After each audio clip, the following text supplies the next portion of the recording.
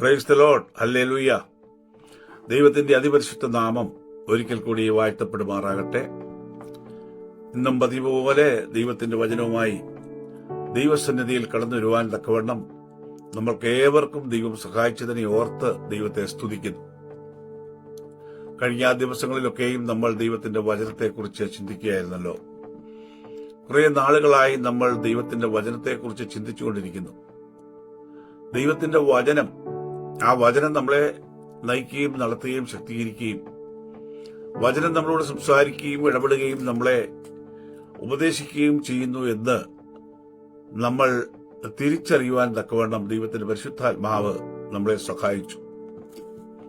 ഈ ദിവസങ്ങളിൽ നമുക്ക് ഈ കാലഘട്ടത്തിൽ വാസ്തവമായി ദൈവത്തിന്റെ വചനം എന്താകുന്നു, ആ വചനം നമ്മളോട് എങ്ങനെ ഇടപെടുന്നു, നമ്മളും ആ വചനവുമായുള്ള ബന്ധം എങ്ങനെയായിരിക്കുന്നു, വചനം എങ്ങനെ പ്രവർത്തിക്കുന്നു, വചനത്തിന്റെ ശക്തി എന്താണ്, പ്രവൃത്തി എന്താണ്, എന്തുകൊണ്ട് വചനത്തിൽ ആശ്രയിക്കണം, വചനത്തെ വിശ്വസിക്കണം, എന്തുകൊണ്ട് വചനം ദൈവമായി എന്നുള്ള ഇത്യാദി കാര്യങ്ങളെക്കുറിച്ചാണ് നമ്മൾ ചിന്തിച്ചുകൊണ്ടിരിക്കുന്നത്, പഠിച്ചുകൊണ്ടിരിക്കുന്നത്.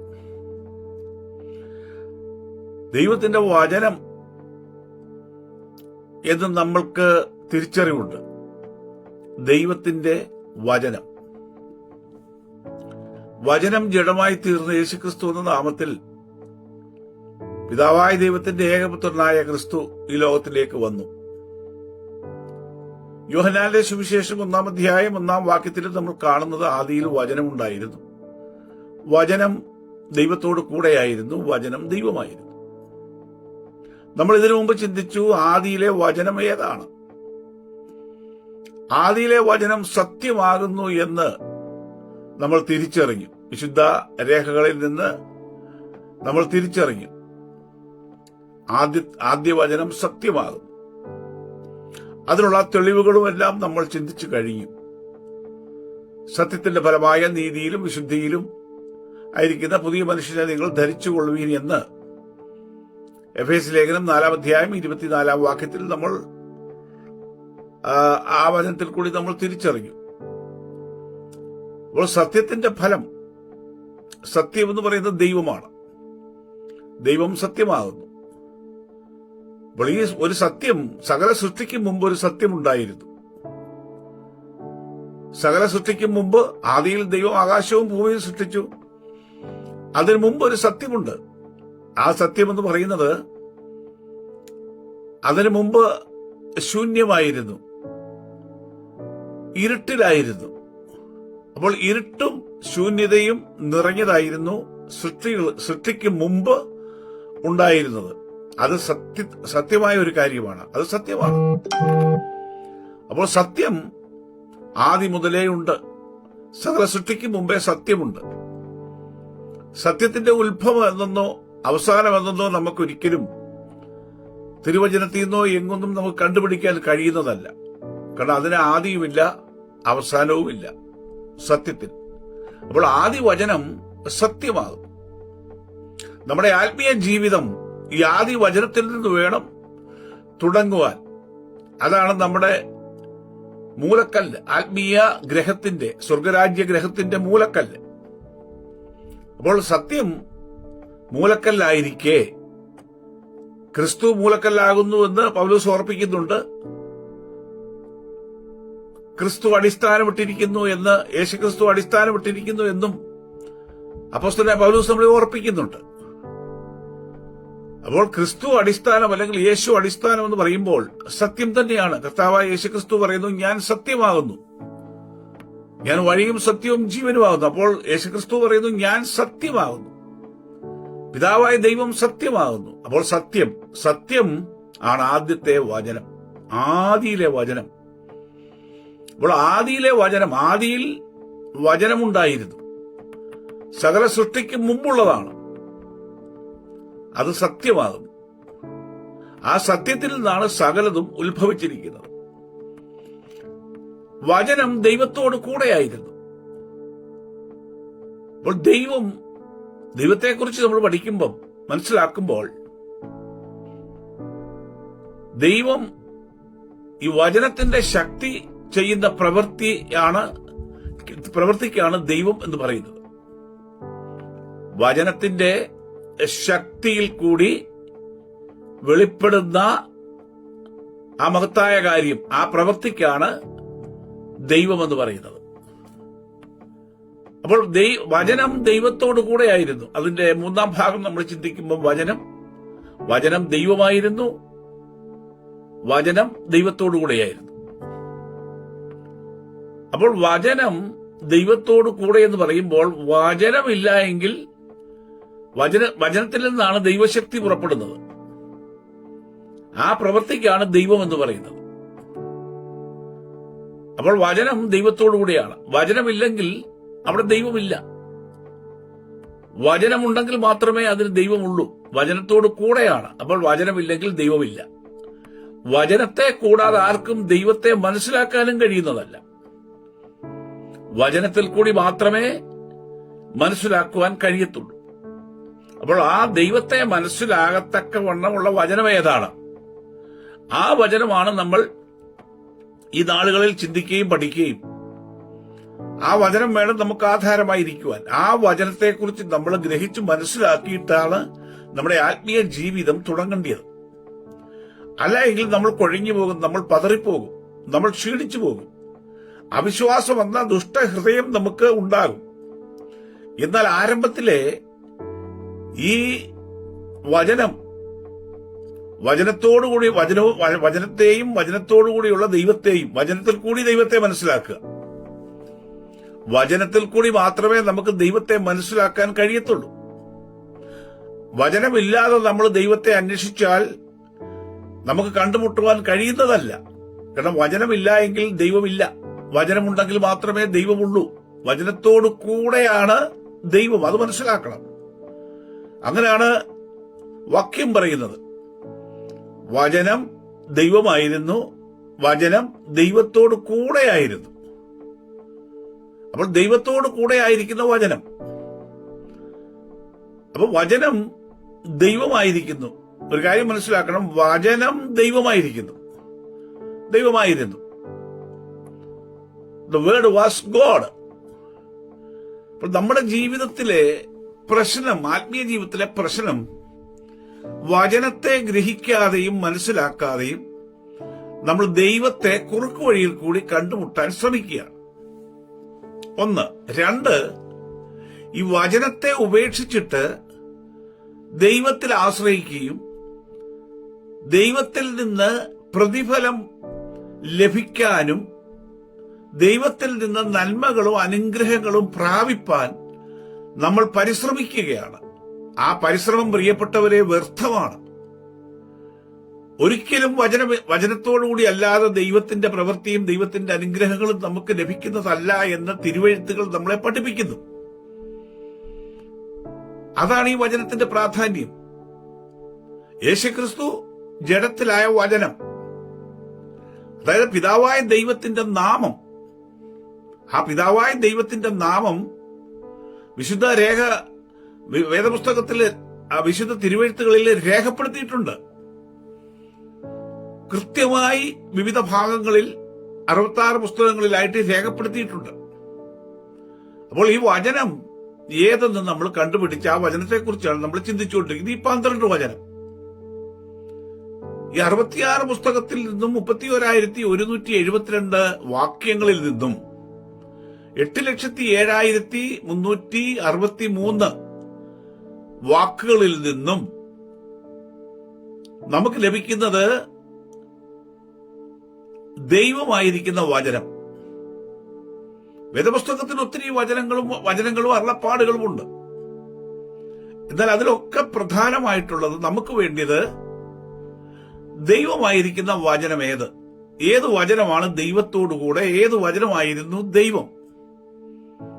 വചനം ദൈവമായിരുന്നു. അപ്പോൾ അതൊന്ന് കണ്ടുപിടിക്കണം. ദൈവമായ വചനത്തെ നമ്മളൊന്ന് കണ്ടുപിടിക്കണം. ആ വചനം കണ്ടുപിടിച്ചതാണ്, നമ്മൾ മനസ്സിലാക്കിയതാണ് ഈ 12 വചനം. സത്യം, നീതി, വിശുദ്ധി, ദയ, വിശ്വസ്തത, കരുണ, ദീർഘക്ഷമ, സൗമ്യത, സ്നേഹം, ബഹുമാനം, ഐക്യം ഇത്യാദി ഈ 12 വചനങ്ങൾ. അപ്പോൾ ഈ വചനങ്ങൾ ഈ വചനം അത് ദൈവമാകുന്നു. വേദപുസ്തകം ഓരോ ഭക്തന്മാരുടെ ജീവിത രീതികൾ നമ്മൾ പഠിക്കുമ്പോൾ അവരുടെ ദൈവമായുള്ള ബന്ധത്തെക്കുറിച്ച് നമ്മൾ മനസ്സിലാക്കുമ്പോൾ അവരുടെ ജീവിതത്തിൽ ഈ ലോകത്തിൽ അവരായിരുന്നപ്പോൾ വന്ന പ്രതികൂലങ്ങളും പ്രതിസന്ധികളും യുദ്ധങ്ങളും ശത്രുത്വങ്ങളും എതിർപ്പുകളും ദുഷ്ടന്റേതായ പോരുകളും പോരാട്ടങ്ങളും സകലത്തിൽ നിന്നും അവരെങ്ങനെ വിടുവിക്കപ്പെട്ടു, ആരവരെ വിടുവിച്ചു എന്ന് വ്യക്തമായി ആര് അവർക്ക് ദർശനം കൊടുത്തു, ആരവരോട് സംസാരിച്ചു, ആര് അവർക്ക് അരുളപ്പാട് കൊടുത്തു എന്ന കൃത്യമായി തിരുവെഴുത്തുകൾ നമ്മൾ പരിശോധിച്ച് പഠിക്കുമ്പോൾ നമുക്ക് ദൈവത്തിന്റെ പരിശുദ്ധാത്മാവ് നമുക്ക് വെളിപ്പെടുത്തി തരുന്നത് അവരൊക്കെയും ഈ വചനത്തിനൊത്തവണ്ണം ജീവിച്ചവരായിരുന്നു. ആ വചനമാണ് അവരോട് സംസാരിച്ചത്, അവരെ നിയന്ത്രിച്ചത്. അതാണ് ഈ വചനത്തിന്റെ പ്രാധാന്യം. ഈ വചനത്താലാണ് നമ്മുടെ വീണ്ടും ജനനം നടക്കേണ്ടതും നടന്നിട്ടുണ്ടെങ്കിൽ നടന്നതും. പക്ഷെ നമ്മളത് മനസ്സിലാക്കുന്നില്ല. ഈ വചനത്തെക്കുറിച്ച് നമുക്ക് യാതൊരു ഗ്രാഹ്യവുമില്ല. നമ്മൾ ദൈവത്തെ ആരാധിക്കുന്നു, നമ്മൾ ദൈവത്തെ സ്തുതിക്കുന്നു. പക്ഷെ ഈ വചനം മനസ്സിലാക്കിയാണോ അല്ലയോ എന്ന് നമ്മളൊന്ന് ചിന്തിച്ചു നോക്കണം. ഈ 12 വചനത്തെ മനസ്സിലാക്കിയാണോ ഗ്രഹിച്ചിട്ടാണോ നമ്മൾ ദൈവത്തെ വിളിക്കുന്നത്? ഇത് നമ്മൾ ചിന്തിക്കണം. എങ്കിൽ മാത്രമേ നമ്മുടെ ആത്മീയമായ വളർച്ചയും ആത്മീയ ഫലങ്ങളും നമുക്ക് അനുഭവിക്കുവാൻ കഴിയുകയുള്ളൂ. ദൈവത്തിൽ നിന്ന് നമുക്ക് അനുഗ്രഹം വേണമെങ്കിൽ നമ്മൾ ഈ വചനത്തിൽ നിൽക്കണം. കർത്താവായ യേശുക്രിസ്തു പറഞ്ഞു, എന്റെ വചനത്തിൽ നിന്നാൽ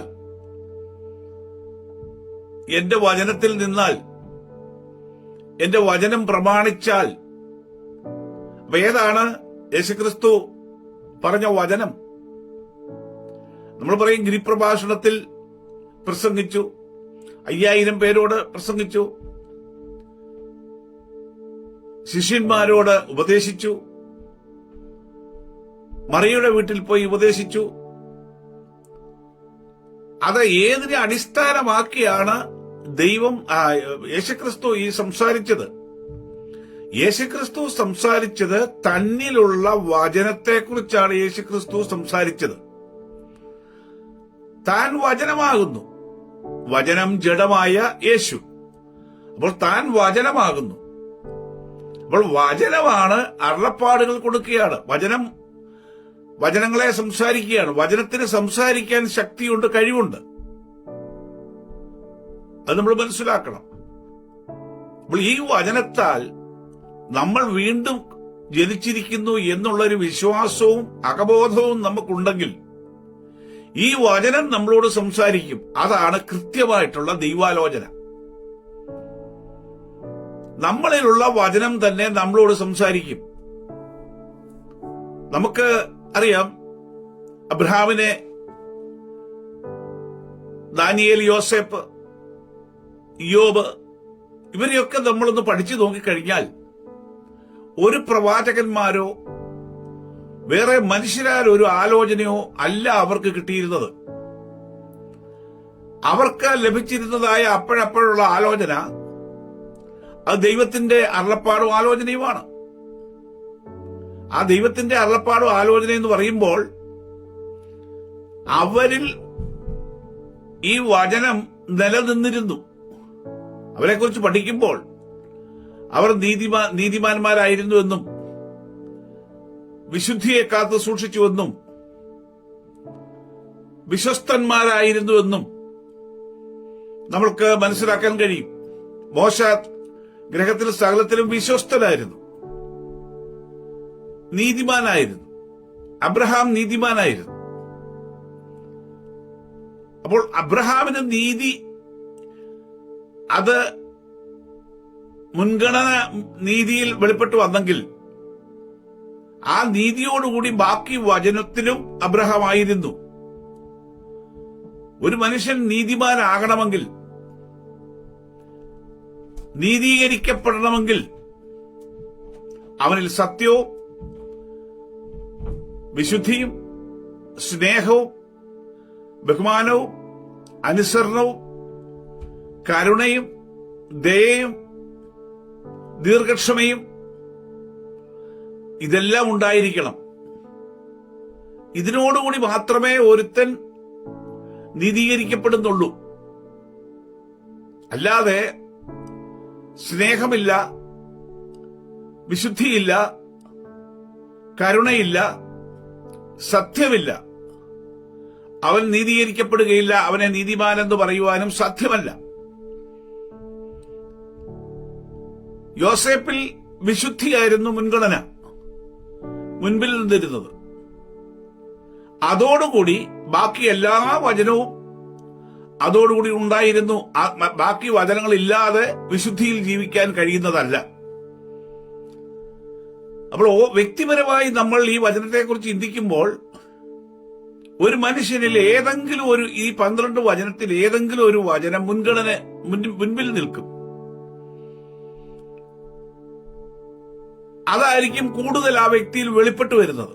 പക്ഷേ അതോടുകൂടി ബാക്കി വചനത്തിന്റെ സപ്പോർട്ടും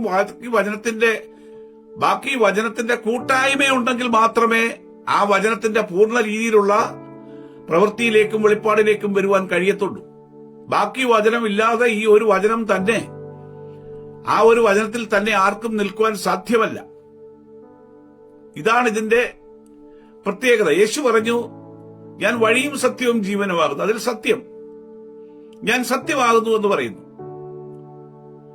അപ്പോൾ ബാക്കി കരുണാദയ, വിശ്വസ്തത, സ്നേഹം, ഐക്യം, ബഹുമാനം, സത്യം, വിശുദ്ധി, ഇതൊന്നും വേണ്ട എന്നുള്ള അർത്ഥത്തിൽ ആ യേശുക്രിസ്തു അതിലും പൂർണ്ണതയുള്ളവനായിരുന്നു. അപ്പോൾ ഞാൻ സത്യവാനാകുന്നു എന്ന് പറയുമ്പോൾ ബാക്കി വചനത്തിലും പൂർണ്ണവാനായിരുന്നു. ആ വചനത്തിന്റെ കൂട്ടായ്മയില്ലാതെ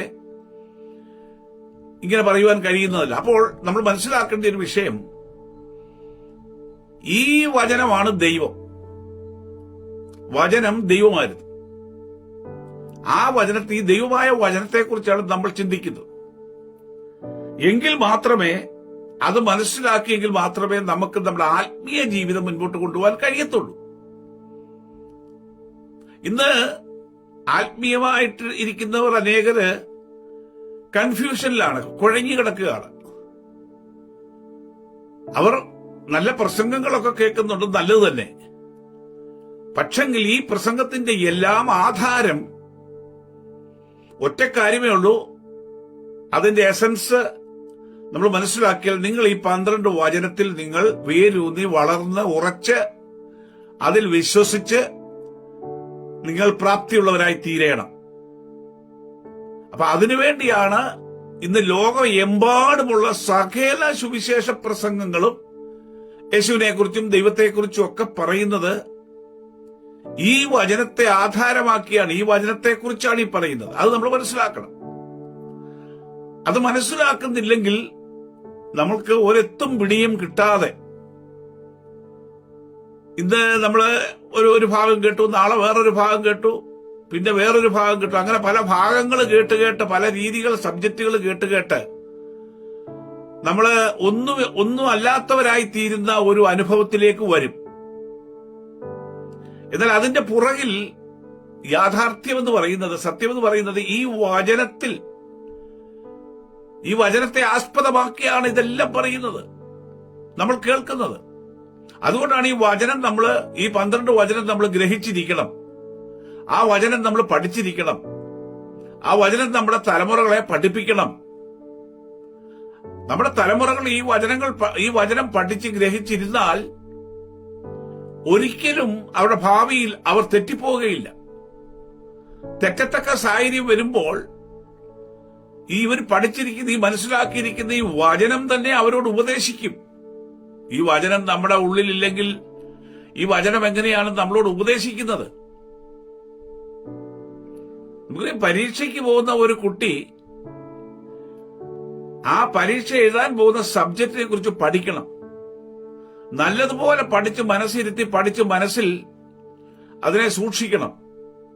അറിയത്തില്ല ഏതൊക്കെ ക്വസ്റ്റ്യനാ വരുന്നതെന്ന് അറിയത്തില്ലെങ്കിലും നല്ലതുപോലെ പഠിച്ചു പോകണം. ഏത് ക്വസ്റ്റ്യൻ വന്നാലും അതിന് ആൻസർ എഴുതത്തക്കവണ്ണം പഠിക്കണം. അപ്പോൾ ആ പാഠം പഠിക്കണം, അല്ലെങ്കിൽ ആ സബ്ജക്ട് പഠിക്കണം. അവർക്ക് ആ പരീക്ഷയ്ക്ക് ഒരു സിലബസ് കൊടുത്തിട്ടുണ്ട്. ആ സിലബസ് മുഴുവനും നല്ലതുപോലെ പഠിക്കണം. പഠിക്കുമ്പോൾ പഠിച്ചേച്ച് എക്സാമിനേഷൻ ചെല്ലുമ്പോൾ ക്വസ്റ്റ്യൻ പേപ്പർ കൈ കിട്ടുമ്പോൾ ഒന്നാമത്തെ ക്വസ്റ്റ്യൻ വായിക്കുമ്പോൾ തന്നെ പഠിച്ചിരിക്കുന്ന വിഷയം ആഴമായി പഠിച്ചിരിക്കുന്നത് കൊണ്ട് അതിൽ നിന്ന് ആ ഉത്തരം ആ വ്യക്തിയുടെ മൈൻഡിൽ വരികയും തലച്ചോറിൽ വരികയും അത് പേപ്പറിൽ എഴുതി വെക്കുകയും ചെയ്യും. അപ്പോൾ എങ്ങനെയാണ്? അത് പഠിച്ചത് കൊണ്ടാണ്, മനസ്സിലാക്കിയത് കൊണ്ടാണ്.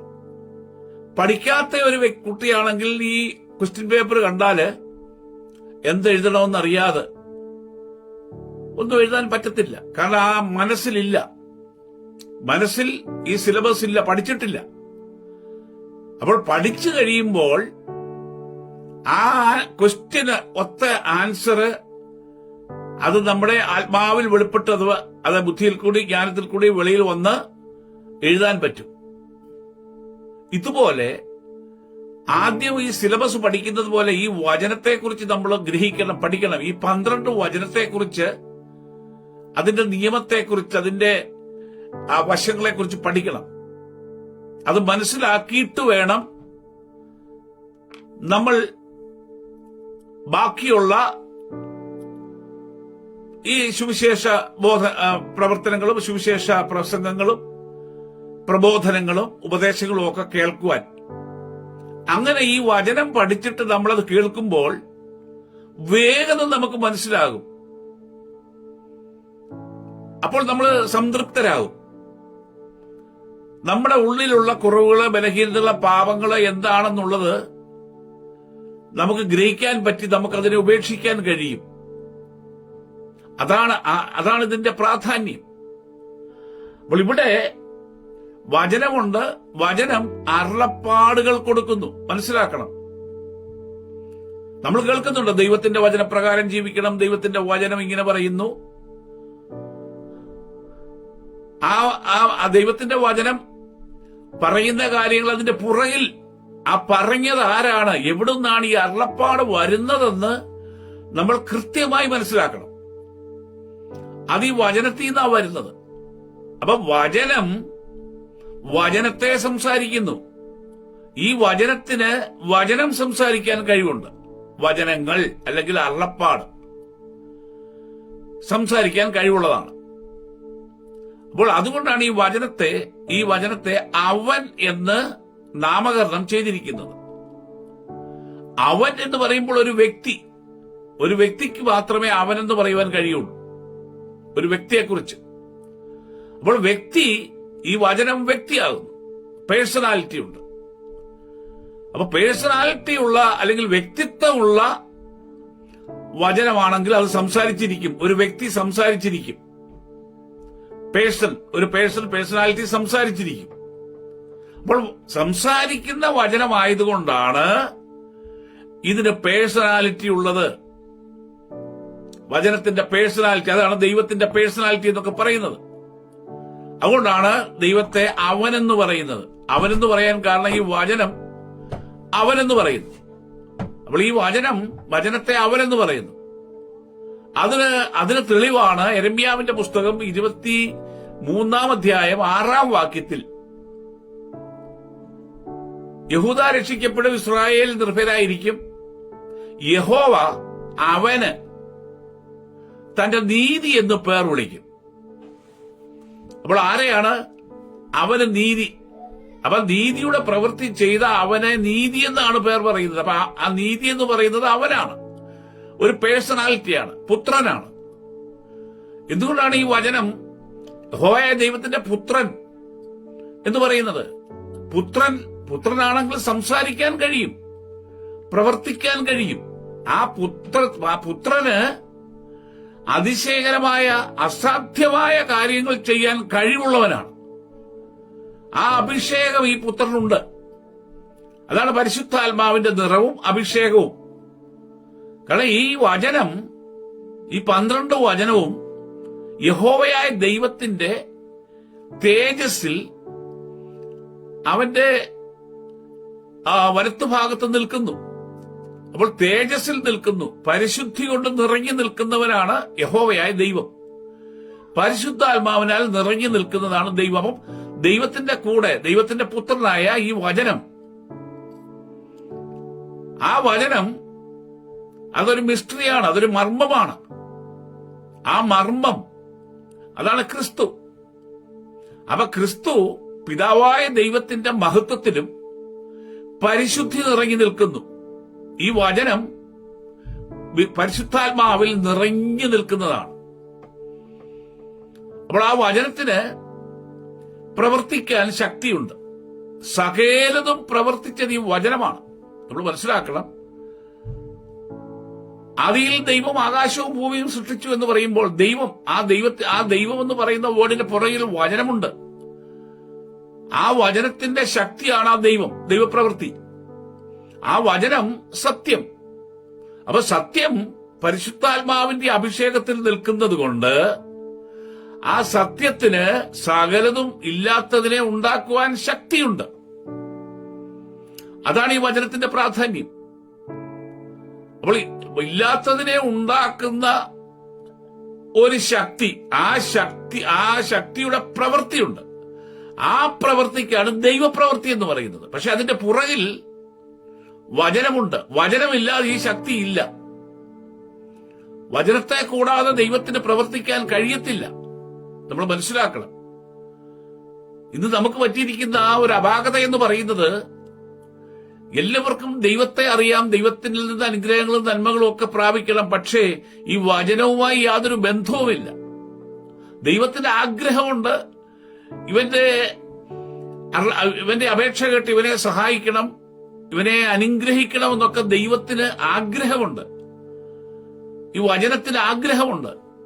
പക്ഷെ വചനം നോക്കുമ്പോൾ ആ വചനം അവനിൽ ഇല്ല. ഞാൻ അവനിൽ വസിക്കുന്നില്ല.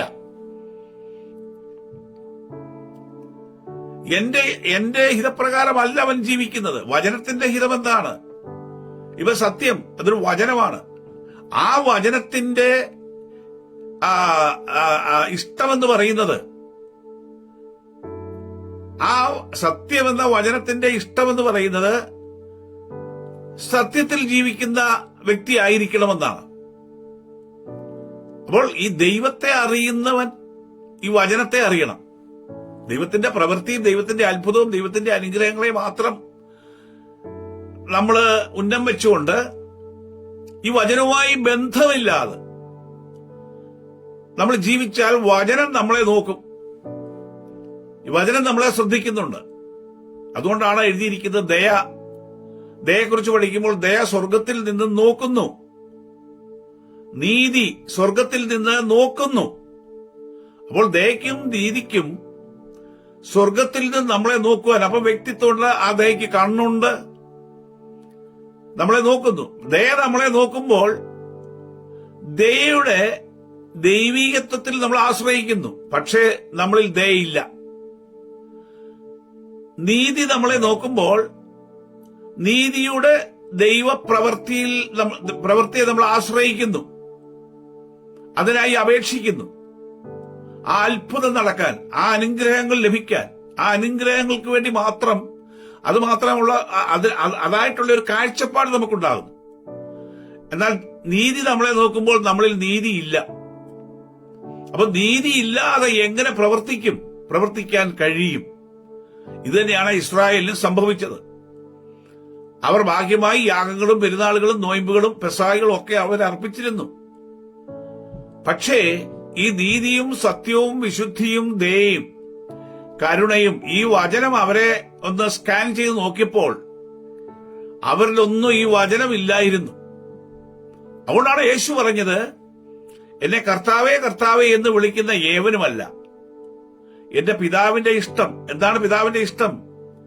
പിതാവിന്റെ ഇഷ്ടം പിതാവിന്റെ ഇമേജിൽ സ്വരൂപത്തിൽ സൃഷ്ടിച്ചിരിക്കുന്ന മനുഷ്യൻ പിതാവിന്റെ സ്വരൂപത്തിന്റെ സ്വഭാവത്തിനൊത്തവണ്ണം ജീവിക്കണം. എന്താണ് പിതാവിന്റെ സ്വരൂപത്തിന്റെ സ്വഭാവം? അത് ഈ വചനത്തിന്റെ സ്വഭാവമാണ്. സത്യത്തിന്റെ സ്വഭാവം, നീതിയുടെ സ്വഭാവം, വിശുദ്ധി, ദയ, കരുണ. ഇത് മാത്രമേ ദൈവം നമ്മളിൽ നിന്ന് ആഗ്രഹിക്കുന്നുള്ളൂ. അവന്റെ ഇമേജ് അല്ലെങ്കിൽ അവന്റെ സ്വരൂപത്തിൽ സൃഷ്ടിച്ചിരിക്കുന്ന നമ്മൾ അവന്റെ സ്വരൂപത്തിന് ഒത്തവണ്ണം നമ്മുടെ ജീവിതമായിരിക്കണം.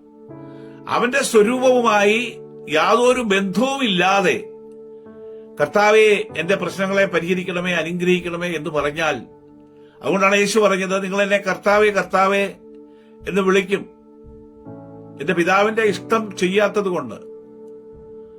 അപ്പോൾ നിങ്ങൾ പറയും, ഞാൻ ഭൂതത്തെ പുറത്താക്കി, നിന്റെ നാമത്തിൽ ഭൂതത്തെ പുറത്താക്കി, രോഗികളെ സൗഖ്യം ചെയ്തു, അനേക അത്ഭുതങ്ങളും അടയാളങ്ങളും വീര്യപ്രവൃത്തികളും ഒക്കെ ചെയ്തു. ശരിയാണ്, യേശുവിന്റെ നാമം പറഞ്ഞാൽ അത്ഭുതം നടക്കും. പക്ഷെ ഈ വ്യക്തിയിൽ യേശുവിന്റെ നാമത്തിന്റെ പ്രവൃത്തിയും സ്വഭാവവും ഉണ്ടോ എന്നാണ് വചനം നോക്കുന്നത്. സ്വത്രം നമ്മൾ തിരിച്ചറിയണം.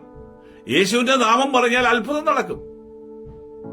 പക്ഷേ യേശു അവനെ അറിയുന്നില്ലെന്നാ പറയുന്നത്. ഈ വചനം അവനെ അറിയുന്നില്ല. അവനിൽ സത്യവുമില്ല, നീതിയുമില്ല, വിശുദ്ധിയുമില്ല,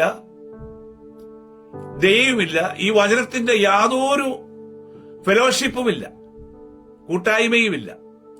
പക്ഷെ യേശുവിന്റെ നാമം പറഞ്ഞാൽ ആ നാമം പറയുന്നത് കൊണ്ട്, യേശുവിന്റെ നാമം, ദൈവം മഹത്വപ്പെടേണ്ടതിന് ആ നാമം പറയുന്നത് കൊണ്ട് അത്ഭുതം നടക്കും. പക്ഷെ ഈ വ്യക്തിയെ ഈ വചനം സ്കാൻ ചെയ്ത് നോക്കുമ്പോൾ ഈ വ്യക്തിക്ക് ചെയ്യുന്ന ഈ പ്രവൃത്തി ചെയ്ത വ്യക്തിക്ക് ഈ വചനവുമായി യാതൊരു ബന്ധവുമില്ല. ഇന്നും ഇത് നമ്മുടെ ഇടയിൽ നടക്കുന്ന ഒരു വിഷയമാണ്. യേശുവിന്റെ നാമത്തിൽ ഒത്തിരി അത്ഭുതങ്ങളും അടയാളങ്ങളും ഒക്കെ നടക്കുന്നു. പക്ഷേ ഈ വചനം ആ വ്യക്തിയെ ശോധന ചെയ്ത് നോക്കുമ്പോൾ ഈ വചനവുമായി ബന്ധമില്ല എങ്കിൽ ആ വചനം ആ വ്യക്തിയെ തള്ളി നരകത്തിൽ തീപ്പൊയ്കയിൽ കളയുമെന്നാണ് യേശു പറഞ്ഞത്. ഞാൻ നിന്നെ ഒരു നാളും അറിയുന്നില്ല. അപ്പോൾ നമ്മൾക്ക് യേശുവിന്റെ നാമം പറഞ്ഞ് ഇവിടെ അനുഗ്രഹങ്ങളും നന്മകളും അല്ല, നമ്മള് അത്ഭുതങ്ങളല്ല നടക്കേണ്ടത്. അപ്പോൾ ഈ വചനം നമ്മളിൽ ക്രിയ ചെയ്ത് ഈ വചനത്തെ മനസ്സിലാക്കി ഈ വചനത്തിന്റെ സ്വഭാവത്തിലും ഈ സ്വരൂപത്തിൽ നമ്മൾ ജീവിക്കുന്നുവെങ്കിൽ മാത്രമേ ദൈവത്തിന് യഥാർത്ഥമായ പരിശുദ്ധാത്മാവിന്റെ അനുഗ്രഹം നമുക്ക് തരികയുള്ളൂ. അങ്ങനെയുള്ള അനുഗ്രഹം പ്രാപിക്കുമ്പോൾ ആ അനുഗ്രഹം നിലനിൽക്കും. അപ്പോൾ തന്നെ ഈ വചനവുമായി നമുക്ക് ഫെലോഷിപ്പ് ഉള്ളതുകൊണ്ട്, കൂട്ടായ്മയുള്ളതുകൊണ്ട് നമുക്ക് നിത്യതയും നഷ്ടപ്പെട്ടു പോകുന്നില്ല, നിത്യതയും കിട്ടും. മറ്റേ ഈ വചനവുമായി ബന്ധമില്ലാതെ യേശുവിന്റെ നാമം പറഞ്ഞ് അത്ഭുതം പ്രവർത്തിക്കുന്ന വ്യക്തികൾ, അവരെ ദൈവം, യേശു പറഞ്ഞു, അവരെ തീപ്പൊയ്കളിൽ തള്ളിക്കളയും. ഞാൻ ഒരു നാൾ നിന്നെ ഞാൻ അറിയുന്നില്ല, പുറത്തു പോകാനാ പറഞ്ഞത്. അപ്പോൾ നമ്മൾ പുറത്തു പോകേണ്ടിയവരല്ല. നമ്മൾക്ക് ഈ ലോകത്തിൽ ദൈവത്തിൽ നിന്നുള്ള അനുഗ്രഹങ്ങൾ മാത്രമല്ല, നിത്യതയോടാണ് നമ്മുടെ അവകാശം. ആ നിത്യത പ്രാപിക്കണമെങ്കിൽ നമുക്ക് ഫെലോഷിപ്പ്, കൂട്ടായ്മ, ഈ വചനവുമായിട്ടാണ് നമുക്ക് കൂട്ടായ്മ വരേണ്ടത്. ഏത്? ഈ 12 വചനം. നമ്മൾ നമ്മളെ തന്നെ ഒന്ന് ചിന്തിച്ചു നോക്കണം.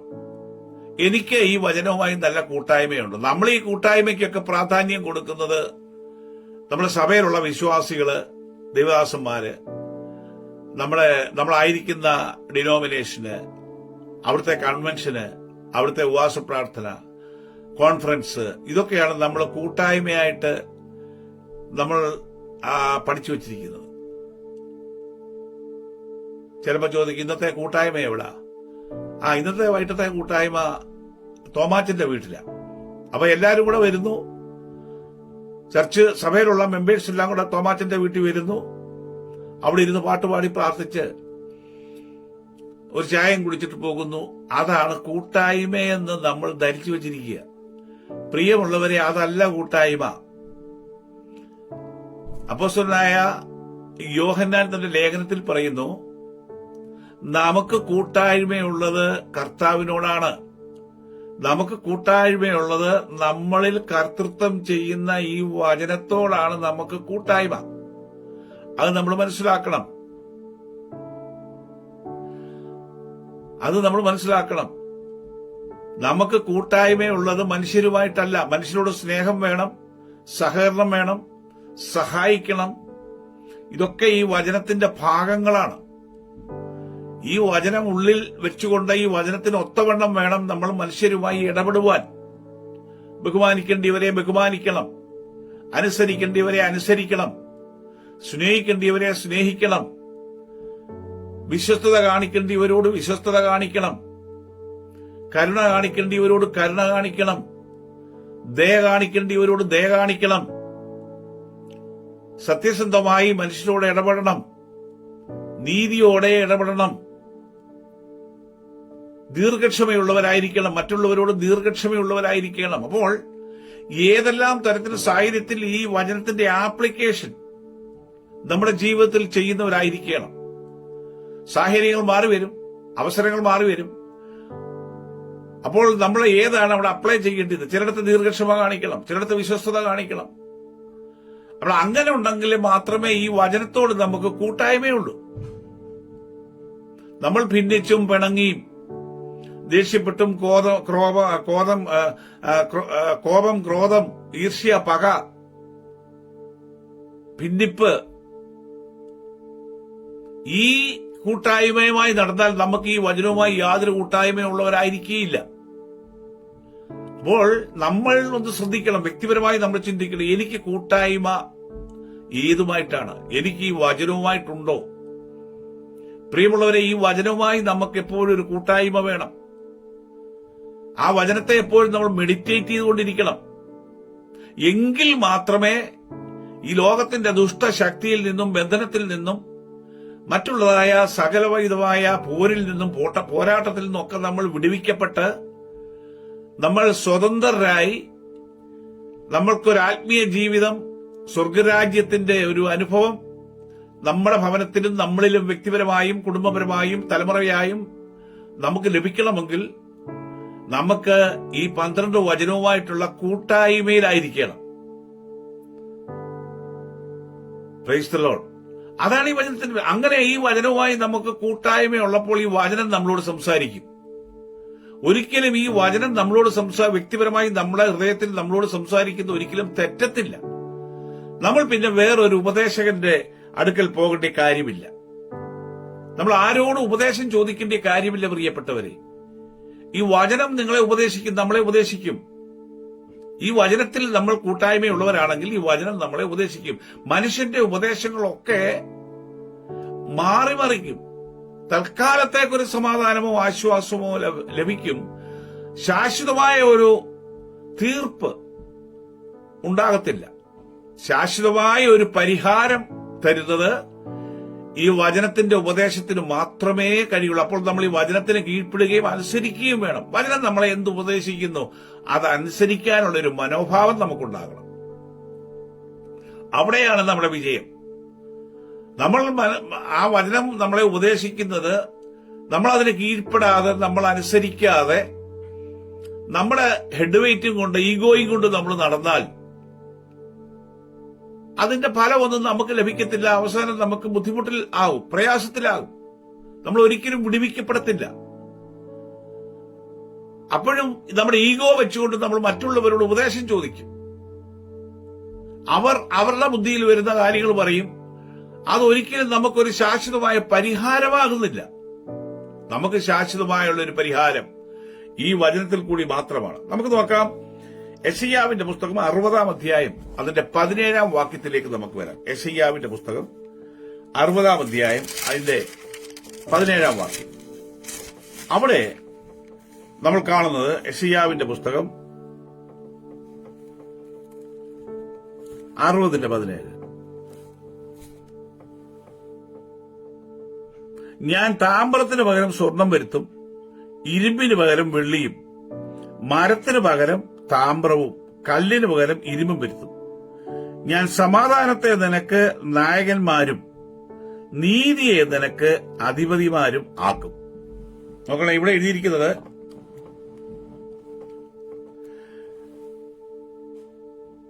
ഈ വാക്യത്തിന്റെ അവസാനം നമ്മൾ കണ്ടത്, ഞാൻ സമാധാനത്തെ നിനക്ക് നായകന്മാരും നീതിയെ നിനക്ക് അധിപതിമാരും ആക്കും.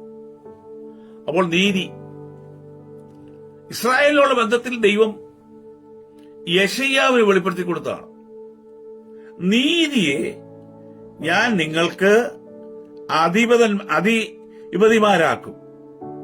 നീതി എന്താണ്? നീതിയെ അധിപതിമാരാക്കുക. എന്താണ് അധിപതിമാര്?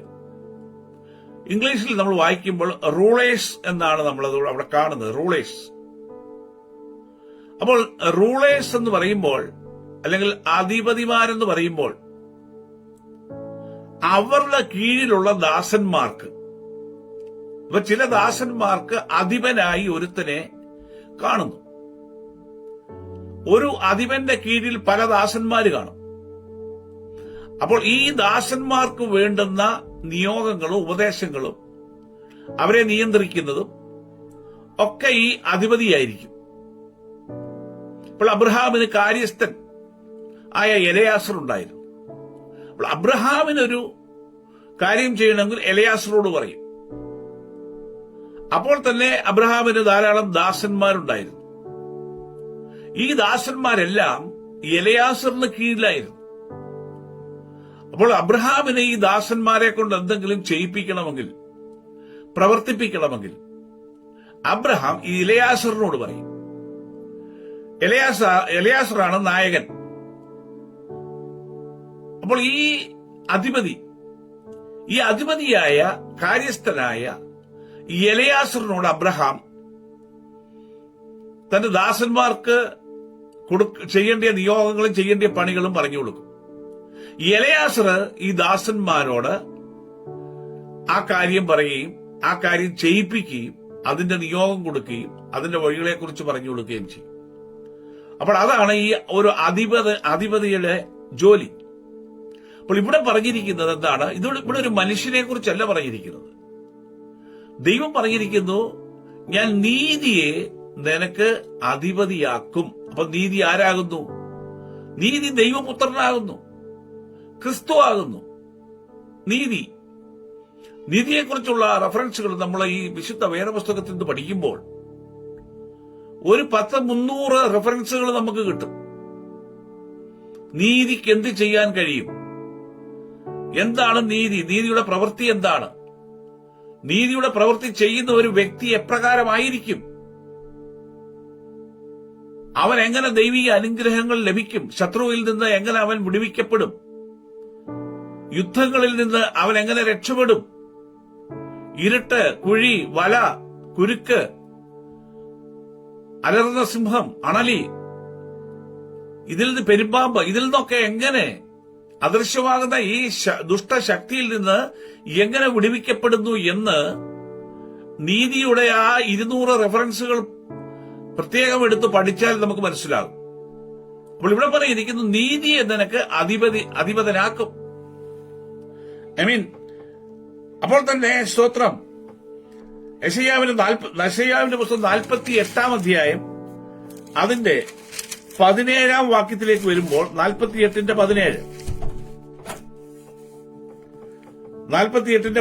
നമ്മൾ വായിക്കുമ്പോൾ, ഇസ്രായേലിന്റെ പരിശുദ്ധനും നിന്റെ വീണ്ടെടുപ്പുകാരനുമായ യഹോവ ഇപ്രകാരം അരുളിച്ചെയ്യുന്നു, ശുഭകരമായി പ്രവർത്തിപ്പാൻ നിന്നെ അഭ്യസിപ്പിക്കുകയും നീ പോകേണ്ടുന്ന വഴിയിൽ നിന്നെ നടത്തുകയും ചെയ്യുന്ന നിന്റെ ദൈവമായ യഹോവ ഞാൻ തന്നെ. അപ്പോൾ ഇവിടെ പറയുന്നത്, യഹോവ പറയുന്നത്, ഞാൻ തന്നെ നിന്നെ ആരാക്കുന്നു? വീണ്ടെടുപ്പുകാരനാക്കുന്നു. അവിടെ ആദ്യ ഭാഗത്ത് പറയുന്നത് ഇസ്രായേലിന്റെ പരിശുദ്ധൻ, നിന്റെ വീണ്ടെടുപ്പുകാരനുമായ യഹോവ. അപ്പോൾ യഹോവയായ ദൈവം നമ്മളെ വീണ്ടെടുക്കപ്പെടുന്ന പഴയ നിയമത്തിൽ കാണുന്നു. പുതിയ നിയമത്തിൽ യേശുക്രിസ്തുവിൽ കൂടി വീണ്ടെടുപ്പ് നടക്കുന്നു. എങ്ങനെയാണ് ഈ വീണ്ടെടുപ്പ് നടക്കുന്നത്? നമ്മൾ വീണ്ടെടുപ്പിനെ കുറിച്ചും രക്ഷയെക്കുറിച്ചും ഒത്തിരി കേട്ടിട്ടുണ്ട്. യഹോവയായ ദൈവം വീണ്ടെടുപ്പുകാരൻ, വീണ്ടെടുക്കപ്പെട്ട ബോബസിനെ കുറിച്ചും ഒക്കെ നമ്മൾ കേട്ടിട്ടുണ്ട്, കാണുന്നുണ്ട്. അപ്പോൾ ഇവിടെ ആദ്യമേ പറയുന്നു, ഇസ്രായേലിന്റെ പരിശുദ്ധൻ, അപ്പോൾ വിശുദ്ധിയെ കുറിച്ച് ഇവിടെ പറയുന്നു. വിശുദ്ധി, പരിശുദ്ധി, വിശുദ്ധി. യഹോവയായ ദൈവം വിശുദ്ധനാണ്. അപ്പോൾ വിശുദ്ധി എന്ന നാമം, അവന്റെ പേര് വിശുദ്ധം എന്നാകുന്നു എന്ന് ലൂക്കോസിന്റെ സുവിശേഷം 1-ാം അധ്യായം 49-ാം വാക്യത്തിൽ നമ്മൾ കാണുന്നു. മറിയ പറയുന്ന സ്റ്റേറ്റ്മെന്റ് ആണ്, അവന്റെ നാമം വിശുദ്ധം.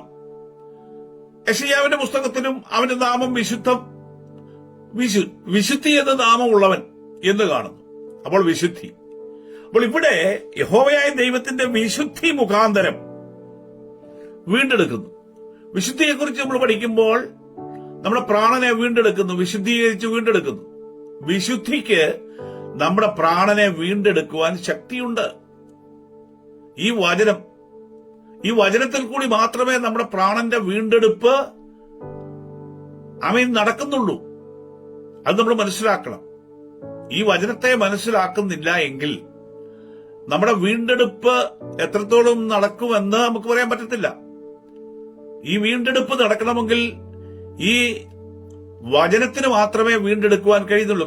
കർത്താവായ യേശുക്രിസ്തുവിൽ കൂടി വീണ്ടെടുപ്പ് നടക്കുന്നു. വീണ്ടെടുക്കുവാൻ കർത്താവായ യേശുക്രിസ്തു, പ്രാണന്റെ വീണ്ടെടുപ്പ് വിലയേറിയത്. അപ്പോൾ ലോകത്തിലുള്ള യേശുവിൽ വിശ്വസിക്കുന്ന സകലരുടെയും പ്രാണനെ വീണ്ടെടുക്കുവാൻ, രക്ഷിക്കുവാൻ യേശുക്രിസ്തു ലോകത്തിലേക്ക് വന്നു.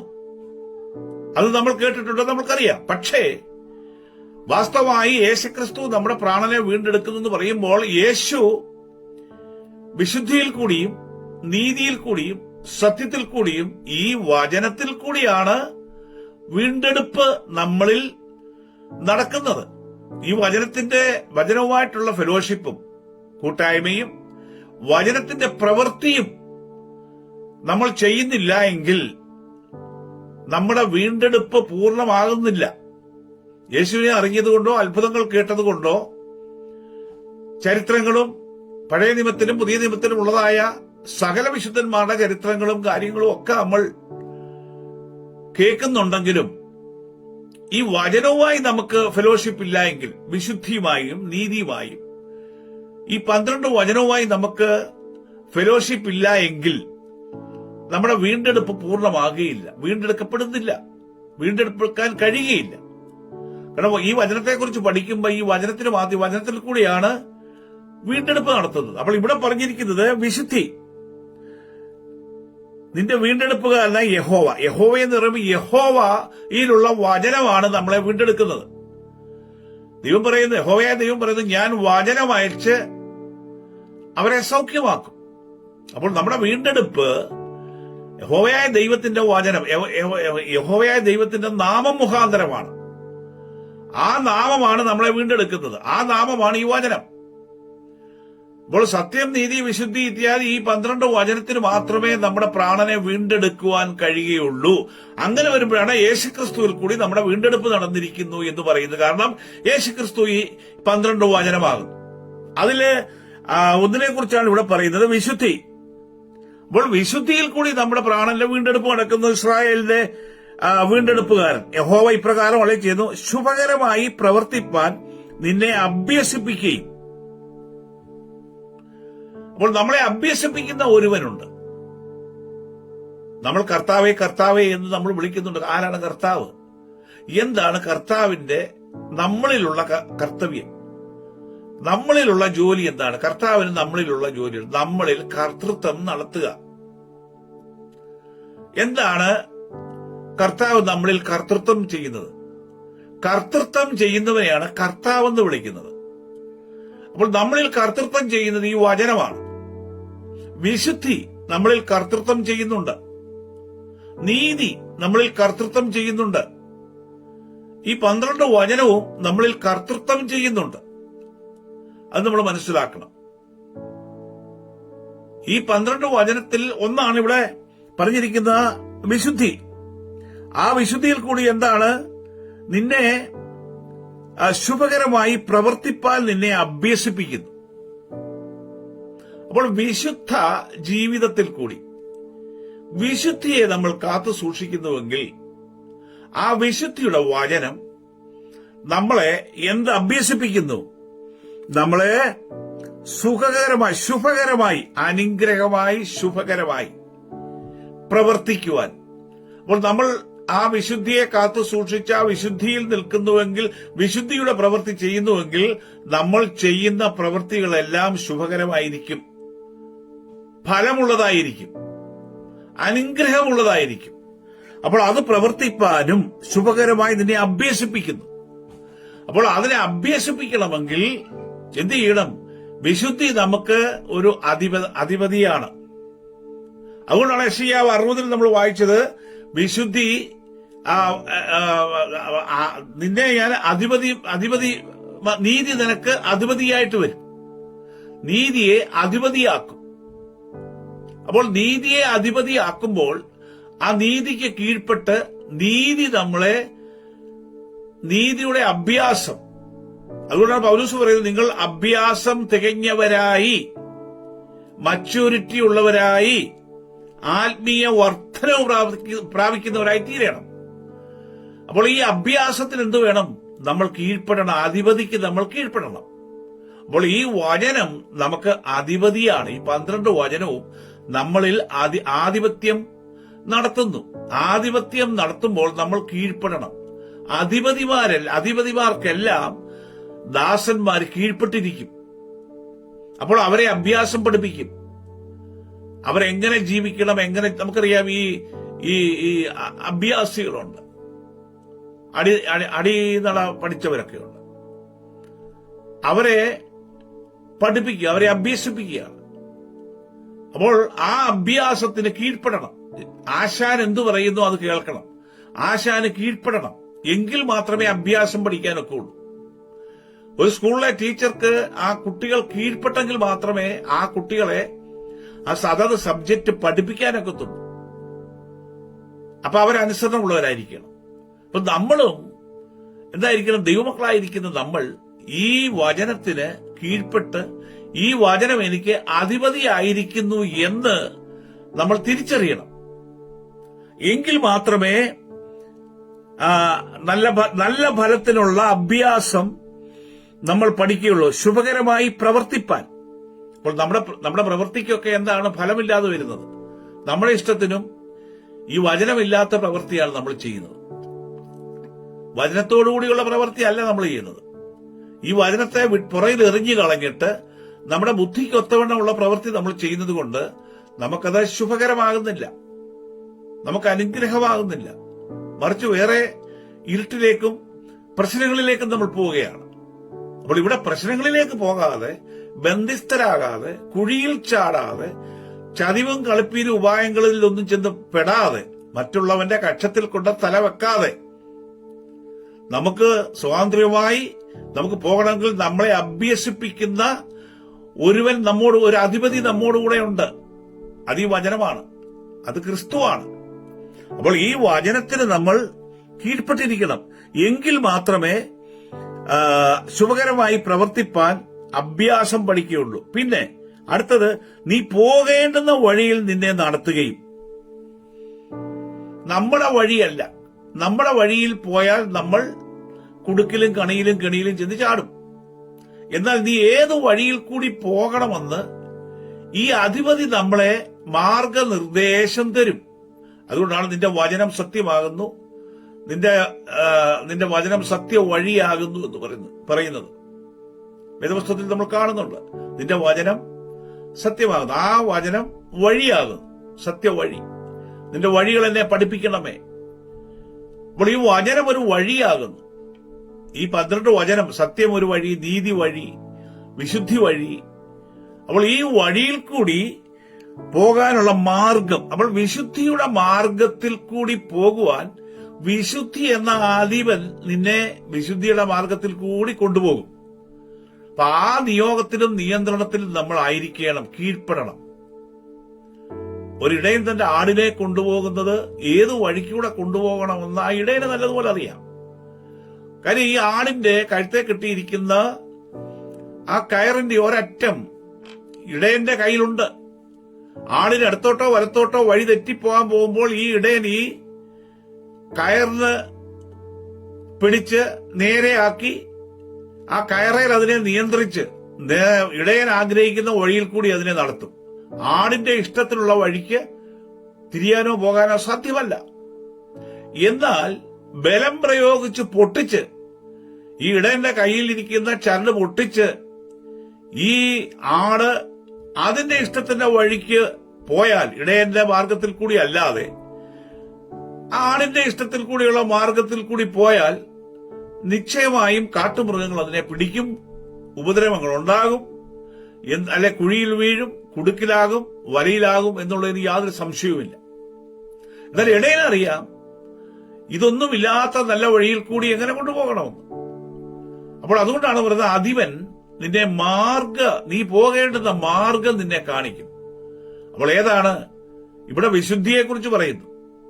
ഇതുപോലെ തന്നെ എല്ലാ വചനവും, നീതിയും അങ്ങനെ തന്നെയാണ്. നീതി നിന്റെ മുൻപായി പോകുന്നു, ദയ നിനക്ക് മുൻപായി പോകുന്നു, വിശ്വസ്തത നിനക്ക് മുൻപായി പോകുന്നു എന്ന് തിരുവചനത്തിൽ നമ്മൾ കാണുന്നു. അപ്പോൾ നമ്മുടെ മുൻപിൽ അധിപതിയായി പോകേണ്ടത് ഈ വചനമാണ്. ഈ വചനത്തെയാണ് അധിപതിയായി നമുക്ക് തന്നിരിക്കുന്നത്. നമ്മൾ കർത്താവായ യേശുക്രിസ്തുവിനെ സ്വന്തം രക്ഷിതാവായി സ്വീകരിച്ച് നമ്മൾ വീണ്ടും ജനനം പ്രാപിച്ച് നമ്മൾ യേശുക്രിസ്തുവിനെ സ്വീകരിച്ചപ്പോൾ ഈ വചനത്തെയാണ് നമ്മൾ സ്വീകരിച്ചത്. അത് നമ്മൾ ആദ്യം മനസ്സിലാക്കണം. ഞാൻ സ്വീകരിച്ചിരിക്കുന്നത് ഈ വചനത്തെയാണ്.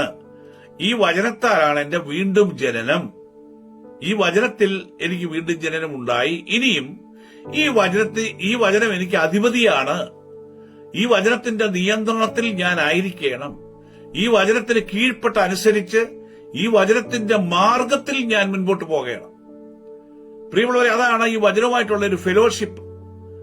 ഈ വചനവുമായി നമുക്ക് എപ്പോഴും, ഈ 12 വചനവുമായി നമുക്ക് എപ്പോഴും ഒരു ഫെലോഷിപ്പ് ഉണ്ടാകണം. അത് നമ്മുടെ വ്യക്തിപരമായ ജീവിതത്തിൽ നമ്മൾ ഉറങ്ങാത്ത സമയം മുഴുവനും, ബാക്കി സമയം നമ്മൾ ജോലി ചെയ്യുന്നു, മാർക്കറ്റിൽ പോകുന്നു, വാഹനം ഓടിക്കുന്നു, കിച്ചണിൽ വർക്ക് ചെയ്യുന്നു, പല കാര്യങ്ങളും നമ്മൾ ചെയ്യുന്നു. ആ കാര്യങ്ങളൊക്കെ പേഴ്സണലായിട്ടുള്ള ആ കാര്യങ്ങളൊക്കെ ചെയ്യുമ്പോഴും നമുക്ക് ഈ 12 വചനത്തെ നമുക്ക് മെഡിറ്റേറ്റ് ചെയ്തുകൊണ്ടിരിക്കാം. അങ്ങനെ മെഡിറ്റേറ്റ് ചെയ്തുകൊണ്ടിരിക്കുമ്പോൾ ഈ വചനം നമ്മളോട് സംസാരിക്കും, നമ്മുടെ ഹൃദയത്തിൽ നമ്മളോട് ഇടപെടും, നമ്മളോട് സംസാരിക്കും. അപ്പൊ പോകേണ്ടുന്ന മാർഗങ്ങൾ കാണിച്ചു തരും, ചെയ്യേണ്ടുന്ന കാര്യങ്ങൾ പറഞ്ഞു തരും. നമ്മൾ ആരുടെ ഉപദേശത്തിന് പോകേണ്ട കാര്യമില്ല. നമ്മൾ പറയും ഈ സുവിശേഷ വേലയ്ക്ക് ട്രാക്ട് കൊടുക്കണമെന്ന്. ചിലർ കുറെ ട്രാക്ട് കൊടുത്തു വെച്ച് പറയും, കൊടുത്തിട്ട് ഒരു പ്രയോജനവുമില്ല, ആരും രക്ഷിക്കപ്പെട്ടില്ല, ഇതാരും വായിക്കുന്നില്ല, ഇതൊക്കെ ചൂട്ടിക്കൂട്ടി കളയുക, അവിടെ കൊടുത്തിട്ട് പ്രയോജനമില്ലെന്ന് പറഞ്ഞ് നിരാശരായിട്ട് അവർ വീട്ടിൽ വരും. പിന്നെ വീട്ടിലിരിക്കും, പിന്നെ ട്രാക്ട് കൊടുക്കുകയില്ല. പ്രിയമുള്ളവരെ, അപ്പോസ്തലനായ പൗലോസ് റോമാലേഖനത്തിൽ നമ്മളെ ഓർപ്പിക്കുന്നു, സുവിശേഷം എനിക്ക് ശക്തിയുള്ളതാകും. സുവിശേഷത്തിന്റെ ശക്തി അത് ദൈവശക്തിയാകുന്നു എന്ന് അപ്പോസ്തലനായ പൗലോസ് ഓർപ്പിക്കുന്നു. നമ്മൾ ഒരു വലിയ മർമ്മം നമ്മൾ മനസ്സിലാക്കണം. നമ്മൾ കുറെ നേരം വേദപുസ്തകം വായിച്ച്, കുറെ കാണാപ്പാഠം പഠിച്ച്, കുറെ അധ്യായങ്ങളും കുറെ വാക്യങ്ങളും ഒക്കെ കാണാതെ പഠിച്ച് നമ്മൾ അങ്ങ് ചീർത്തിരിക്കുവാനല്ല ദൈവം നമ്മളെക്കുറിച്ച് ആഗ്രഹിക്കുന്നത്. അങ്ങനെ കുറെ വാക്യങ്ങൾ കാണാതെ പഠിച്ച്, വേദപുസ്തകം വായിച്ച്, ഇതിനകത്തെ കഥകളും പഠിച്ച്, അങ്ങോട്ടും തിരിച്ചു പഠിച്ച്, ഇങ്ങോട്ടും തിരിച്ചു പഠിച്ച് നമ്മൾ ചീർത്ത് പോകുന്നതല്ലാതെ വാസ്തവത്തിൽ ദൈവശക്തി നമ്മളിൽ വ്യാപരിക്കുന്നില്ല. കുറെ കഴിയുമ്പോൾ ക്ഷീണം വരും, കയറിക്കിടന്ന് ഉറങ്ങും, പിന്നെയും ഇത് തന്നെ വായിച്ചും കൊണ്ടിരിക്കും. അതിൽ കൂടി ദൈവശക്തി നമുക്ക്, അത് ബുദ്ധിയിൽ കൂടെയുള്ള ഒരു പഠിത്തം. എന്നാൽ ദൈവശക്തി നമ്മളിൽ വ്യാപരിക്കണമെങ്കിൽ നമ്മൾ ട്രാക്റ്റുമായിട്ട് നമ്മൾ പബ്ലിക്കിലേക്ക് ഇറങ്ങണം. അതുകൊണ്ടാണ് ട്രാക്റ്റിന്റെ ഇമ്പോർട്ടൻസ്. അപ്പൊ ചോദിക്കും, 10,000 ട്രാക്റ്റ് കൊടുത്തിട്ട് ഒരാൾ പോലും രക്ഷിക്കപ്പെട്ടിട്ടില്ലല്ലോ, ആരും സഭയിൽ വരുന്നില്ലല്ലോ, ഇത്രയും ട്രാക്റ്റ് കൊടുത്തിട്ടും ഒരു ഫോൺ കോൾ പോലും ഇല്ല, ഒരു മനുഷ്യനും റെസ്പോൺസ് ചെയ്യുന്നില്ല, ആരും സഭയിൽ വരുന്നില്ല, അതുകൊണ്ട് ഇനി ട്രാക്റ്റ് കൊടുക്കണ്ട, അത് വ്യർത്ഥ ചെലവാണെന്നും പറഞ്ഞ് എഴുതിത്തള്ളും. പ്രിയമുള്ളവരെ, അതിനകത്തൊരു വലിയ മർമ്മമുണ്ട്. നമ്മൾ ട്രാക്റ്റ് കൊടുക്കുന്നത് മറ്റുള്ളവരെ സുവിശേഷം അറിയിക്കാനാണ്. അത് വേണ്ടിയവർ വായിക്കും, വായിച്ച് ദൈവത്തിന്റെ ആത്മാവ് അവരുടെ ഹൃദയത്തിൽ പ്രവർത്തിച്ചാൽ അവർ രക്ഷപ്പെടും. പക്ഷേ നമ്മൾ ഓരോ ട്രാക്റ്റ് കൊടുക്കുമ്പോഴും ആ ദൈവശക്തി നമ്മളിൽ, കൊടുക്കുന്ന വ്യക്തിയിൽ വ്യാപരിച്ചുകൊണ്ടിരിക്കും. അപ്പോൾ ട്രാക്ട് കൊടുക്കും തോറും നമ്മളിൽ ദൈവശക്തി വ്യാപരിച്ചുകൊണ്ടിരിക്കും. ഇനി പ്രസംഗിക്കുന്ന ഒരു വ്യക്തിയും കേൾക്കുന്ന വ്യക്തികളുമുണ്ട്. കേൾക്കുന്ന വ്യക്തികളെക്കാട്ടിലും ശരിക്കും ദൈവവചനം പ്രസംഗിക്കുന്ന വ്യക്തിക്ക് ദൈവശക്തി കൂടിക്കൊണ്ടേയിരിക്കും. കേൾക്കുന്നവർക്കൊരു 20% ഏതോ ഒരു ചെറിയ ഒരു തരിപ്പുണ്ടാവും. എന്നാൽ പ്രസംഗിക്കുന്ന വ്യക്തിക്ക് ആ വാക്കുകൾ, ആ വ്യക്തി വിശുദ്ധ വചനം തന്റെ അധരത്തിൽ കൂടി വിളിച്ചു പറയുമ്പോൾ ആ വചനത്തിന്റെ ശക്തി ആദ്യം തന്നിലാണ് വ്യാപരിക്കുന്നത്. അത് മനസ്സിലാക്കണം. അപ്പോൾ ഈ ട്രാക്ട് കൊടുക്കുമ്പോൾ വെളിയിൽ പോയി മനുഷ്യരുമായി ഇടപെട്ട് നമ്മൾ ട്രാക്ട് കൊടുക്കും തോറും നമുക്ക് ദൈവശക്തി നമ്മളിൽ വ്യാപരിച്ചുകൊണ്ടേയിരിക്കും. അങ്ങനെ നമ്മൾ പബ്ലിക്കുമായി ഇടപെടാതെ കുറെ കേട്ടുകൊണ്ടിരിക്കുക, കുറെ വായിച്ചുകൊണ്ടിരിക്കുക, നമ്മൾ ചീർത്തു പോകുന്നതല്ലാതെ ദൈവശക്തി നമ്മളിൽ വ്യാപരിക്കത്തില്ല. നിരന്തരമായി സ്ഥിരമായി നമ്മളിൽ ദൈവശക്തി നിലനിൽക്കണമെങ്കിൽ ട്രാക്ട് കൊടുക്കണം, നമ്മൾ തന്നെ പ്രസംഗിക്കണം, നമ്മൾ തന്നെ ദൈവവചനം നമ്മുടെ അധരത്തിൽ നിന്നും, നമ്മുടെ വായിൽ നിന്നും, നാവിൽ നിന്നും പുറത്തു പോകണം. നമ്മൾ പറയുന്ന വാക്കുകൾ അതിന് ശക്തിയുണ്ട്. അത് പോഷ്കിന്റെ വാക്കാണെങ്കിലും ദൈവവചനമാണെങ്കിലും പോഷ്കിന്റെ വാക്കിനും ശക്തിയുണ്ട്. ആ പോഷ്കിന്റെ വാക്കിന്റെ ശക്തിയാണ് പോഷ്കിന്റെ ആത്മാവിന്റെ ശക്തി. അപ്പോൾ നമുക്ക് പോഷ്കിന്റെ വാക്കുകളല്ല, ദൈവവചനത്തിന്റെ വാക്കുകളാണ്. സത്യത്തെക്കുറിച്ചും നീതിയെക്കുറിച്ചും വിശുദ്ധിയെക്കുറിച്ചും വിശ്വസ്തതയെക്കുറിച്ചും ഈ 12 വചനത്തെക്കുറിച്ച് ഓരോ വചനവും എടുത്ത് വേദപുസ്തകത്തിൽ നിന്ന് നമ്മളൊന്ന് പ്രസംഗിച്ച് നോക്ക്, ഒന്ന് പ്രബോധിപ്പിച്ച് നോക്ക്. നിങ്ങൾക്ക് ദൈവശക്തി നമ്മുടെ ശരീരത്തിൽ വ്യാപരിക്കണമെങ്കിൽ നമുക്ക് നിശ്ചയമായി വാസ്തവമായി ഈ ലോകത്തിന്റെ ദുഷ്ടശക്തിയിൽ നിന്ന് നമുക്കൊരു പൂർണ്ണ വിടുതൽ വേണമെങ്കിൽ, പ്രിയമുള്ളവരെ, നിങ്ങൾ കേട്ടിരിക്കുകയല്ല വേണ്ടത്. നമ്മൾ തന്നെ അല്പം നമ്മൾ ഈ ദൈവവചനം പ്രബോധിപ്പിക്കാനും പ്രസംഗിക്കാനും പറയാനും നമ്മൾ ആരംഭിക്കണം. നമ്മുടെ വായെ തുറക്കണം. ഒരുപക്ഷെങ്കിൽ പറയും, എനിക്ക് പ്രസംഗിക്കാനൊന്നും അറിയത്തില്ല, എനിക്ക് പ്രബോധിപ്പിക്കാനൊന്നും അറിയത്തില്ല, എനിക്ക് കേൾക്കാൻ മാത്രമേ അറിയത്തുള്ളൂ. അങ്ങനെ ഒരു കാര്യം ദൈവം ആർക്കും കൊടുത്തിട്ടില്ല. എല്ലാവർക്കും നാവെടുത്ത് പറയാൻ ദൈവം കൊടുത്തിട്ടുണ്ട്. നിന്റെ വായെ തുറക്കാൻ ഞാനതിനെ നിറയ്ക്കും. നമ്മൾ വായെ തുറക്കുന്നില്ല, അതുകൊണ്ട് ദൈവം നിറയ്ക്കുന്നില്ല. നമ്മൾ ചീർത്തിരിക്കുക. ആ മടുപ്പാണ് ഇന്ന് ആത്മീയ കോളത്തിൽ കണ്ടിരിക്കുന്നത്. ഇന്ന് ആത്മീയ കോളത്തിലുള്ള വിശ്വാസികൾ മുഴുവനും ശിഷ്യന്മാരായിട്ട് വാ തുറന്ന് അവർ ഈ വചനം പ്രബോധിപ്പിക്കുകയും അവർ വചനം ഉച്ചരിക്കുകയും ചെയ്തിരുന്നു എങ്കിൽ ലോകം മുഴുവനും സുവിശേഷം എല്ലാ ജനങ്ങളും അറിഞ്ഞേനെ. ഇത് 100% ഏതാണ്ട് 5% പ്രസംഗിക്കുന്നു, ബാക്കി 95% കേട്ടുകേട്ടിരിക്കുകയാണ്. കേട്ട് ചീർത്തിരിക്കുകയാണ് ഇന്ന് ഭൂലോകം മുഴുവനും ആത്മീയ കോളത്തിൽ. ഈ ആത്മീയ കോളത്തിലുള്ള എല്ലാവരും വചനം പറയാൻ ശ്രമിക്കണം, നാവ് കൊണ്ട് പറയണം. നിങ്ങൾ ഒരിക്കലും ഷെയിം, അതായത് ലജ്ജ വിചാരിക്കരുത്. സുവിശേഷത്തിന് എനിക്ക് ലജ്ജയില്ല എന്നാണ് അപ്പോസ്തലൻ പൗലോസ് ഓർപ്പിക്കുന്നത്. സുവിശേഷത്തിന് എനിക്ക് ലജ്ജയില്ല. നിങ്ങൾക്കിനി പുറത്തുപോയി 4 പേരോട് ഇത് പറയാൻ മടിയുണ്ടെങ്കിൽ നിങ്ങളുടെ മൊബൈലിൽ നിങ്ങൾ ലൈവിൽ കൂടി അല്ലെങ്കിൽ വീഡിയോ എടുത്തിട്ട് എഡിറ്റ് ചെയ്തിട്ട് യൂട്യൂബിലിട്. ക്യാമറയിൽ കൂടി നിങ്ങൾ പ്രസംഗിക്കുക. ആദ്യം ക്യാമറ വഴി പ്രസംഗിച്ചിട്ട് ഒരു 3-4 പ്രസംഗം സ്വന്തം മൊബൈല് ഓൺ ചെയ്ത് ക്യാമറ എടുക്കണം. ക്യാമറ എടുത്ത് ക്യാമറയിൽ കൂടി ഒരു 20 മിനിറ്റ് നേരം ഒരു വചനമെടുത്ത്, ഒരു വാക്യമെടുത്ത്, ഒരു വചനമെടുത്ത് നിങ്ങൾക്ക് അറിയാവുന്നത് നിങ്ങൾ അങ്ങ് പറ. ആരും കേൾക്കുന്നില്ലല്ലോ. എന്നിട്ട് വീണ്ടും അത് റീപ്ലേ ചെയ്ത് നോക്കണം. അപ്പോൾ അതിനകത്തെ അപാകതകൾ മനസ്സിലാകും. ഒരു 2-3 പ്രാവശ്യം അത് റിപ്പീറ്റ് ചെയ്ത് കേട്ട് കഴിയുമ്പോൾ നിങ്ങളുടെ അപാകതകൾ നിങ്ങൾക്ക് മനസ്സിലാകും. അത് ഡിലീറ്റ് ചെയ്തിട്ട് വീണ്ടും ഒരു വീഡിയോയിൽ എടുക്കണം, രണ്ടാമത്. അങ്ങനെ ഒരു 3-4 വീഡിയോ എടുത്തു കഴിയുമ്പോൾ ഒത്തിരി വ്യത്യാസങ്ങൾ വരും. ഒരുമാതിരി പെർഫെക്റ്റ് ആകുമ്പോൾ അത് ലൈവ് ആക്കണം. അങ്ങനെ നിങ്ങൾ പ്രസംഗിച്ച് വരുമ്പോൾ നിങ്ങൾ ഒരു 3 മാസത്തിനകം നല്ല വാചാലമായി നിങ്ങൾ പ്രസംഗിക്കപ്പെടും. നിങ്ങളുടെ വാ തുറക്കും, നിങ്ങളുടെ നാവുകൾ ചലിക്കും. അതായത് നമ്മുടെ ഫേസ്, നമ്മുടെ മുഖം, കണ്ണ്, നാവ്, അധരം, ഇതെല്ലാം ഈ വചനത്തിന്റെ കോൺസെൻട്രേഷനിലേക്ക് വരും, ഏകാഗ്രതയിലേക്ക് വരും. അവിടെയാണ് നമുക്ക് കോൺസെൻട്രേഷൻ കിട്ടുന്നത്. അപ്പൊ കൂടുതൽ നമ്മുടെ ബുദ്ധിപരമായി ജ്ഞാനത്തിൽ നമുക്ക് കോൺസെൻട്രേഷൻ കിട്ടും, കൂടുതൽ ഓർമ്മ കിട്ടും. അപ്പോൾ ഓട്ടോമാറ്റിക്കായിട്ട് വാക്കുകൾ വന്നുകൊണ്ടേയിരിക്കും. അങ്ങനെ കുറെ കഴിയുമ്പോൾ നമ്മൾ പെർഫെക്റ്റ് ആവും. ഇങ്ങനെ നമുക്ക് ആത്മീയമായി വളരുവാൻ കഴിയും. അത് 1000 പേർക്ക് പ്രയോജനമാകും, 100 പേർക്ക് പ്രയോജനമാകും, 10 പേർക്ക് പ്രയോജനമാകും. വ്യൂവേഴ്സിനെ നോക്കരുത്, എത്ര പേര് കണ്ടു, എത്ര ലൈക്ക് അടിച്ചു, അത് നോക്കരുത്. അത് നമ്മുടെ വിഷയമല്ല. പ്രസംഗിച്ച് നമ്മള് വാക്കുകൾ, ദൈവവചനം പറഞ്ഞ് നമ്മൾ തെളിയുക എന്നുള്ളതാണ്.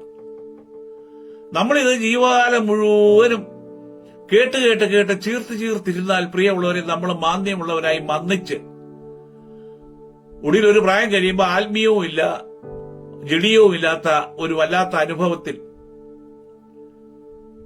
എന്നിട്ട് ചതങ്ങിയ ഒരു പരുവത്തിലാകും നമ്മൾ.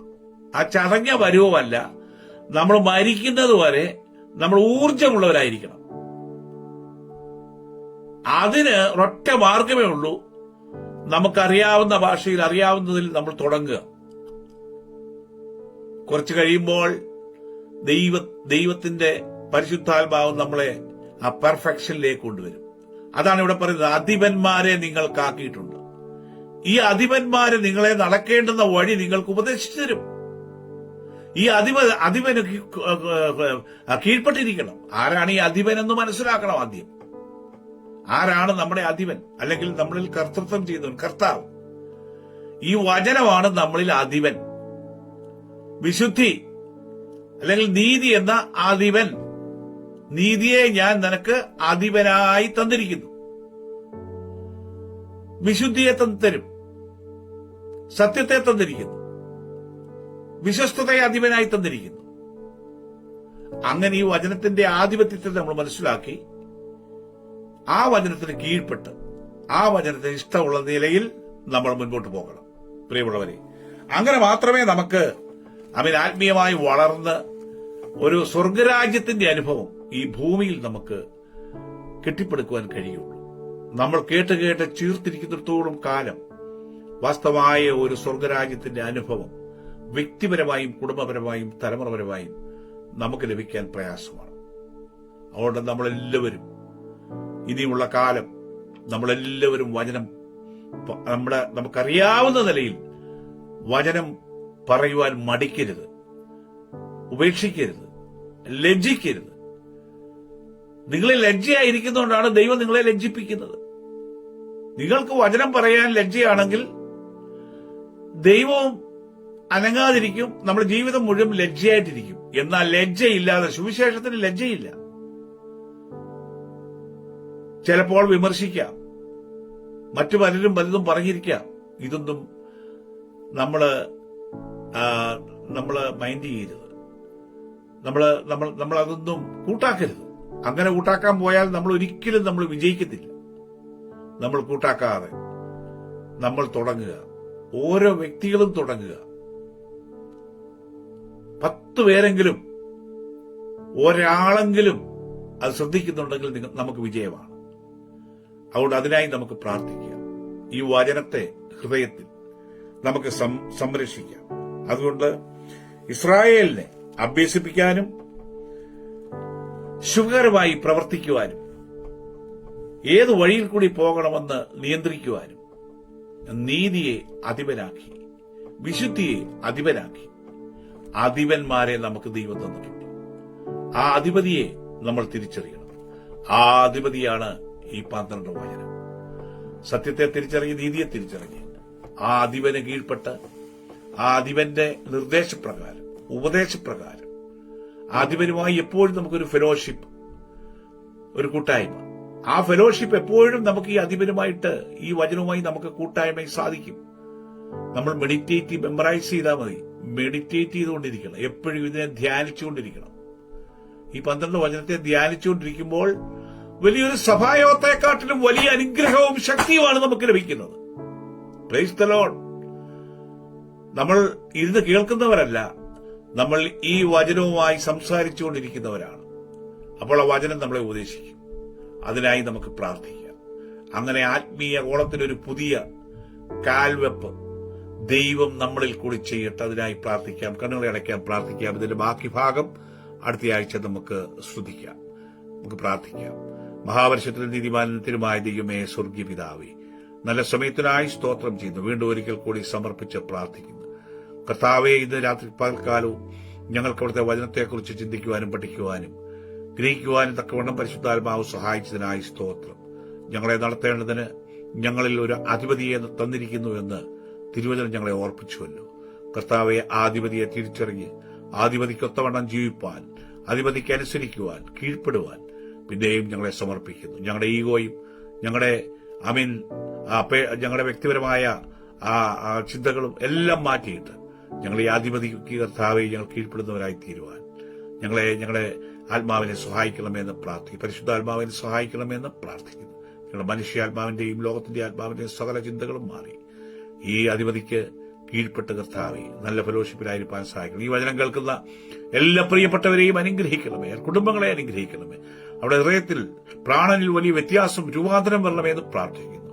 ഈ അധിപതിയെ അവരും കൈക്കൊള്ളുവാൻ, അനുസരിക്കുവാൻ, കർത്താവെ കീഴ്പ്പെടുവാൻ, നല്ല മാർഗത്തിൽ പോകുവാൻ, ഉപദേശം കേൾക്കുവാൻ, ആ ഉപദേശം സ്വീകരിപ്പാൻ സഹായിക്കണമെന്ന് പ്രാർത്ഥിക്കുന്നു. ഇതിൽ കൂടി അവർ തലമുറകളും കുഞ്ഞുങ്ങളും എല്ലാവരും അനുഗ്രഹം പ്രാപിക്കുന്നവരായിത്തീരും. ആത്മീയമായും ഭൗതികമായും അനുഗ്രഹം പ്രാപിപ്പാൻ സഹായിക്കണമെന്ന് പ്രാർത്ഥിക്കുന്നു.